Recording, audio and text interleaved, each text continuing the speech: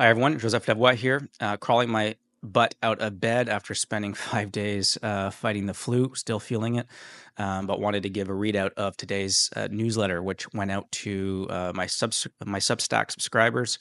So you can subscribe if you haven't already at powershifts.pro. The fuss over DeepSeek, cheaper, faster, and better, and why should we care? It's barely been a week, yet it feels like an eternity since DeepSeek instantly climbed the App Store charts and sent several AI and energy stocks plummeting. A week ago, we had a picture of what the future economic structure would be for AI in 2025. Today, that structure has been blown up. Sure, stocks have started to stabilize as investors took a deep breath to assess the real damage, but there was some reason to that initial sell off. DeepSeek's R1 reasoning model proved to be on par with OpenAI's O1 model in performance while maintaining a significantly lower cost structure. It's a killer because it pioneered techniques in sparsity and memory compression, allowing for more efficient model training and operation.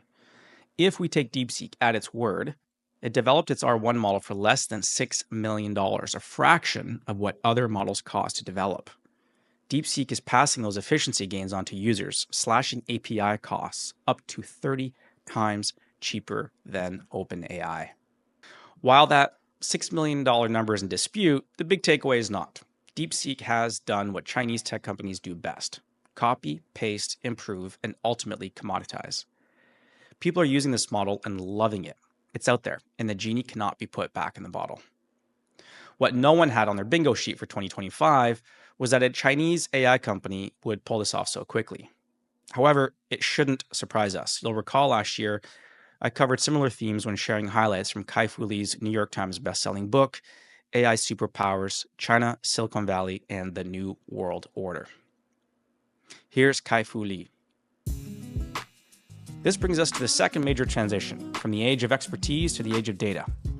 Today, successful AI algorithms need three things: big data, computing power, and the work of strong but not necessarily elite AI algorithm engineers.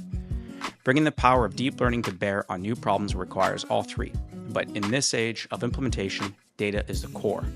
That's because once computing power and engineering talent reach a certain threshold, the quantity of data becomes decisive in determining the overall power and accuracy of an algorithm.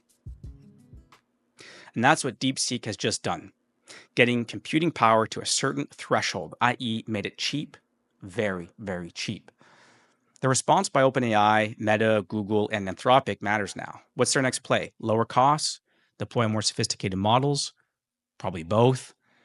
And then DeepSeek will copy and paste and get us closer to that certain threshold Kai-Fu Lee writes about.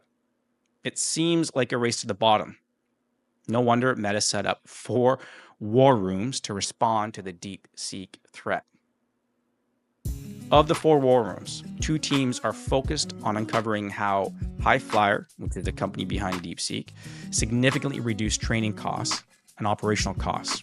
Their goal is to apply similar strategies to improve Llama. The other 2 teams are investigating the data used to train the model and exploring potential modifications to Llama based on its architecture. But here's a rub they'll face. DeepSeek is leaning into a semi-open source model. You can peek under the hood. That comes with a level of transparency we've not seen in most models to date. Casey Newton covered this point earlier in the week in his fantastic newsletter, The Platformer. And I quote, "Unlike other reasoning models before it, DeepSeek responds to your queries by telling you what it thinks you want and what it thinks it should do in response.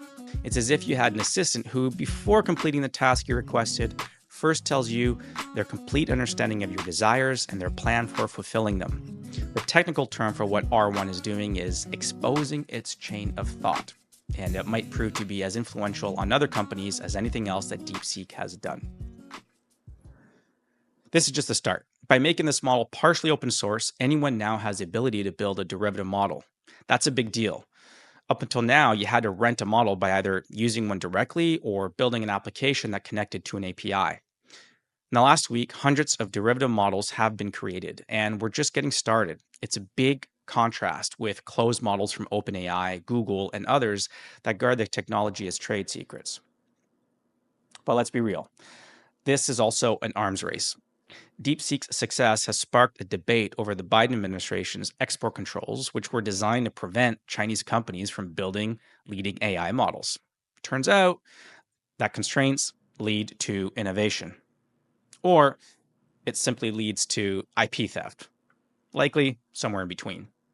DeepSeek emerged at a time when the consensus was that China lagged significantly behind in AI. The quality of its R1 model suggests otherwise. Either way, I imagine DeepSeek becomes a darling of the CCP. DeepSeek's founder, Liang Wenfang, was invited to a high-profile meeting with the Chinese Premier Li Qiang. Does that mean a government's backing is inevitable? I'm not sure how DeepSeek can navigate the inevitable regulatory limitations in China while simultaneously overcoming global skepticism related to security and data privacy. So to me, the playbook here is predictable. 1, launch your product for a near free. 2, build up a huge user base. 3, CCP gets miffed that one of its companies is giving away powerful AI to everyone. 4, you then respond by monetizing and sitting on a treasure trove of user data that you acquired during the initial free phase of your product launch. Of course, I'm purely speculating. Truth is, we don't know what DeepSeek's ambitions are, which is the worrying bit. So why does it matter? I'm increasingly firming up my view that what will separate the high performers from those who will get left behind is the ability to make good use of these models. 1, AI proliferation is guaranteed. With people already building derivative models and new apps on the back of DeepSeek, we are headed toward much more AI proliferation than we've experienced to date. Customized agents, specialized apps, workflow optimizers, things that once required a huge investment in people and resources suddenly doesn't. And that means we'll see a lot more AI in everything we do. 2, AI moats aren't real. I've said this before and I'll say it again. Whether you work in-house at an association or at a public corporate affairs agency, having access to the same large language models as everyone else won't be a differentiator. What will be the differentiator is your curiosity and willingness to constantly experiment with AI. Big AI companies have operated under the assumption that proprietary AI models would serve as competitive moats. Massive R&D investments would ensure sustained dominance. If cost compression continues at this pace, does that moat disappear? What happens when the barrier to entry for developing competitive AI models drops to near zero? And in a world of abundant, cheap, and powerful AI models, differentiation shifts from who owns a model to who makes the best use of it. The real value moves from the model to execution. Those who integrate AI best, not those who merely have access, will win. You'll have access to a big bounty of AI models and agents to help you do your work. And so there will be no real competitive advantage in using one model over the other. It's what you do with your selected models or model that will make the ultimate difference. And that means you need to understand the nuances of each model and their full potential. And you need to do this at a time when there will be new models popping up every few weeks. This means that simply adopting AI is not a strategy anymore. 3, consider making the shift from renter to builder. Until now, most professionals and organizations have been AI consumers, renting models via APIs and adapting their workflows accordingly. DeepSeek's semi-open source approach accelerates the transition to a builder mindset. With the ability to modify and fine-tune models, organizations can tailor AI to their specific needs. If you're only consuming off-the-shelf AI, you're already behind, and the winners will be the ones who build, tweak, and optimize AI for their own workflows. 4, the regulatory landscape is going to get real murky. The US has tried to curb China's AI advancements through export controls, and clearly that's not working, or it's not working as well as it like. If Chinese AI models become industry standard, what does that mean for Western regulatory approaches? How will government reconcile security concerns with economic competitiveness?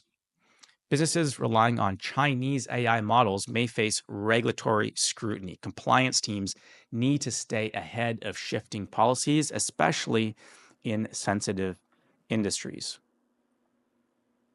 In 2001, Malcolm Gladwell wrote The Tipping Point, a book I love. It's a book about how small, seemingly insignificant changes trigger massive shifts.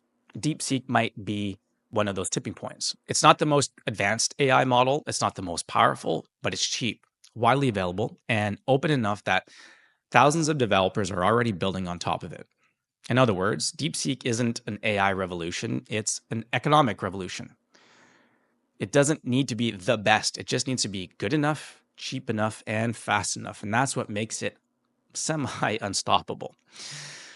And that should scare the incumbents far more than any breakthrough in reasoning or efficiency, because once AI is cheap enough, easy enough, and ubiquitous enough, it stops being a differentiator and it starts being an expectation.